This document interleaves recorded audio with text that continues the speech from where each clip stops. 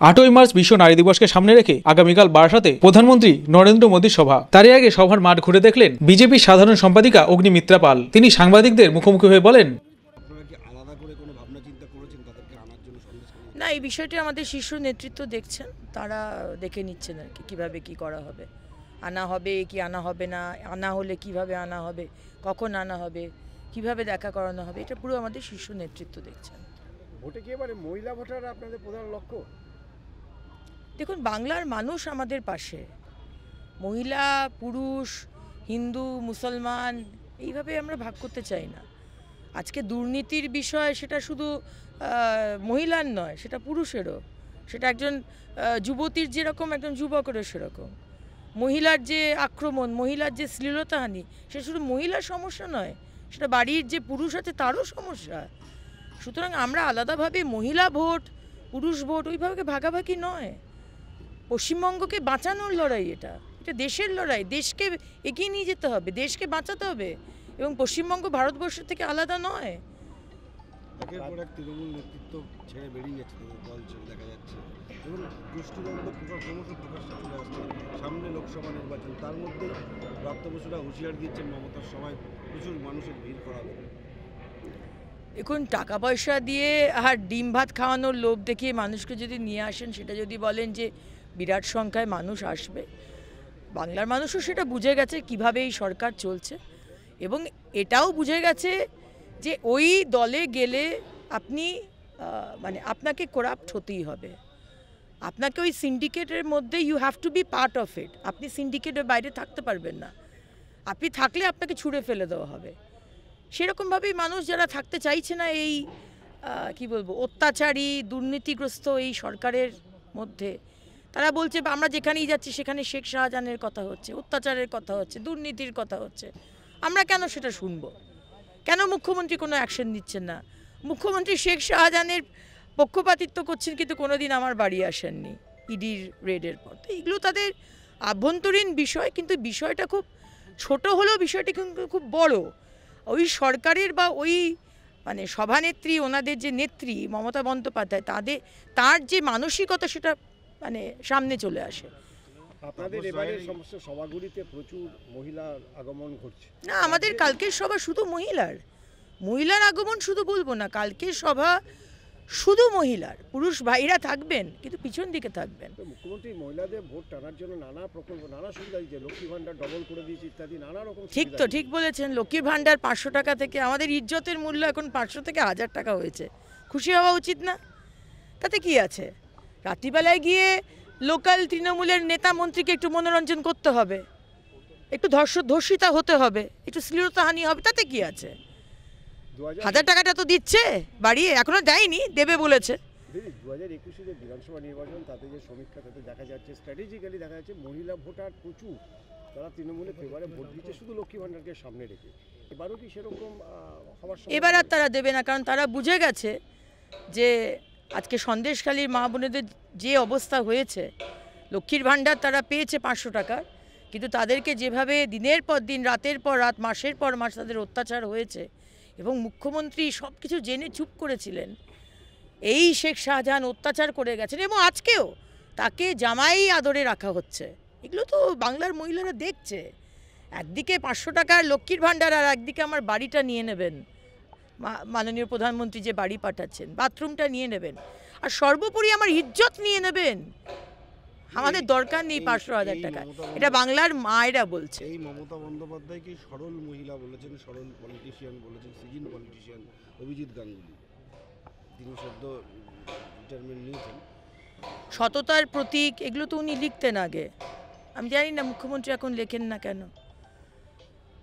সুতরাং উনি কতটা অনেস্ট, কতটা তার মধ্যে সততা আছে, আমার মনে হয় যে দুর্নীতি পশ্চিমবঙ্গে হয়েছে, তার দলের নেতা মন্ত্রী কর্মী সবাই ইনভলভ, এবং তার নেতৃত্ব দিয়েছেন আমাদের মুখ্যমন্ত্রী। প্রশ্নটা হচ্ছে, একদিকে জল্পনা চলছে অভিজিৎ গাঙ্গুলি আপনাদের দলে আসতে পারেন, আবার তিনিই বলছেন মমতা বন্দ্যোপাধ্যায় সরল মানুষ, তিনি সিজন পলিটিশিয়ান, তার প্রতি তার কোনো ক্ষোভ নেই বা বিরক্তি। দেখুন, এখন উনি কেন এই কথাটা বলছেন সেটা তো উনিই জবাব দিতে পারবেন, কারণ আমরা দেখে এসেছি যে উনি আজকে যে যে বড় বড় যে স্ক্যাম, যে দুর্নীতি, সেগুলো উনি ওনার হাত দিয়ে প্রকাশ পেয়েছে।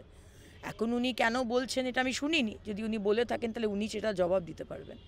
আর এখনও অবধি উনি রিজাইন করেননি, এখনও অবধি উনি কোনো রাজনৈতিক দলে যুক্ত হবেন কি না সেটাও আমরা জানি না, এখনও অবধি উনি বিজেপি আসবেন কি না সেটাও আমরা জানি না। সুতরাং এগুলো সবই হাওয়ায় কথা বলা হচ্ছে।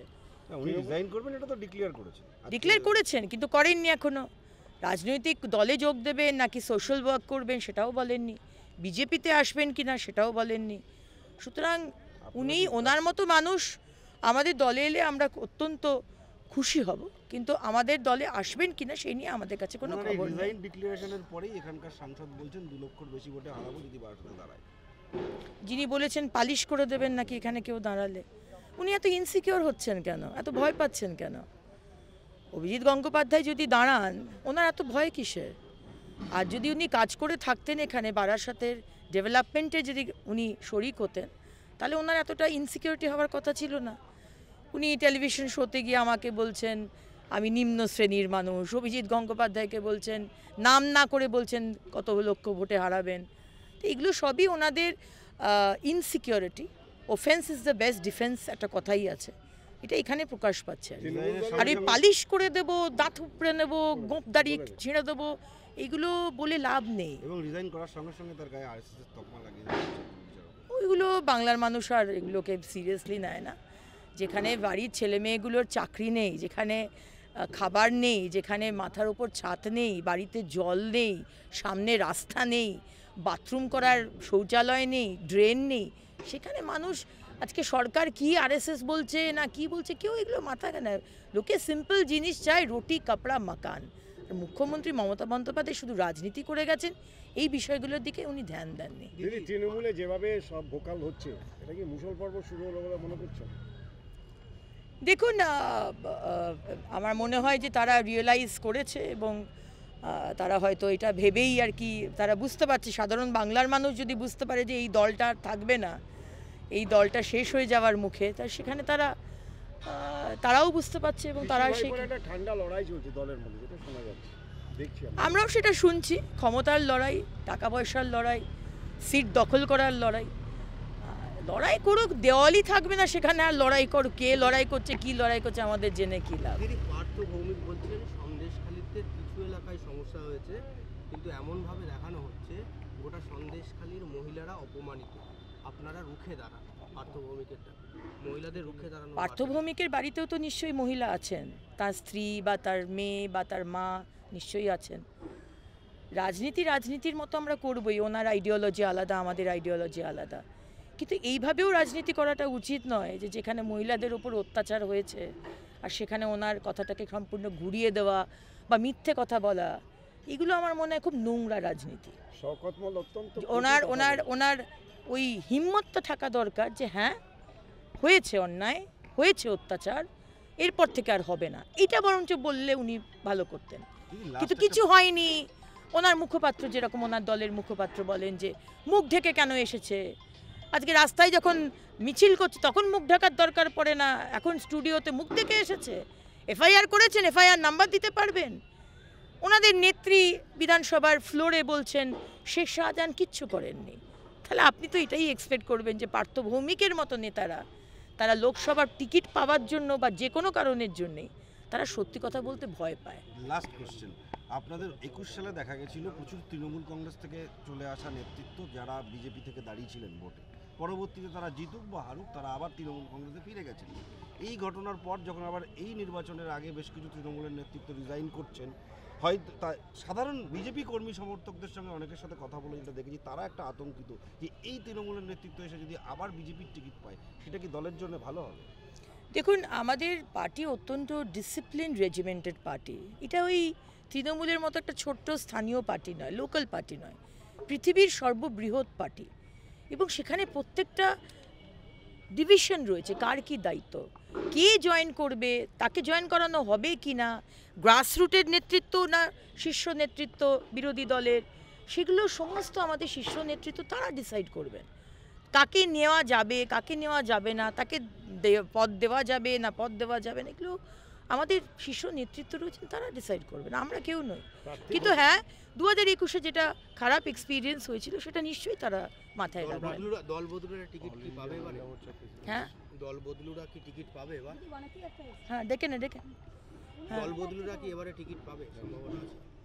বলতে পারবো না, কারণ আমি আবার বললাম যে এটার জন্য আলাদা ডিপার্টমেন্ট করা হয়েছে এবং এটা দেখছেন আমাদের সম্মানীয় অধ্যক্ষ মহোদয় ডক্টর সুকান্ত মজুমদার এবং আমাদের এলওপি সম্মানীয় শুভেন্দু অধিকারী মহাশয়। প্রার্থী ঘোষণা হয়ে যাওয়ার পরে বিভিন্ন জায়গায় প্রার্থীদের নিয়ে বিক্ষোভ দেখাচ্ছে বিজেপি, তাদের মন মতো হয়নি, পছন্দ হয় মনের মতো কখনোই হয় না, কোনো জায়গাতেই কি সব কিছু সব মানুষকে কি সবার পছন্দ হয়?